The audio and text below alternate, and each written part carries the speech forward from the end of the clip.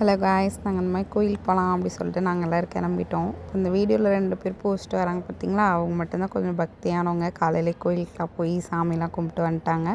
நாங்கள் எல்லோரும் ஏன் போகிறோன்னா, எங்கள் பிஜியில் சுத்தமாக ஃபுட்டு நல்லா இல்லை. சரி இன்றைக்காச்சும் போய் நல்லா சாப்பிட்லாம் அப்படின்ட்டு போனோம். ஆனால் அந்த வீடியோவில் பொங்கல் வைக்கிறாங்க பார்த்தீங்களா, அது கூட எங்களுக்கு கிடைக்கல.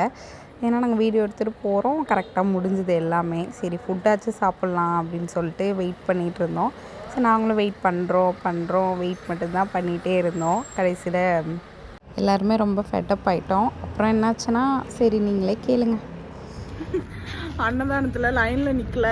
எங்களுக்கு தெரிஞ்ச வாட்ச்மேன் தாத்தாவை கரெக்ட் பண்ணி நாங்கள் உள்ளே போயிடலான்னு பார்த்தோம். அசிங்கப்பட்டுட்டோம். எப்படி தெரியுமா சொல்கிறா, இந்த முகேஷ்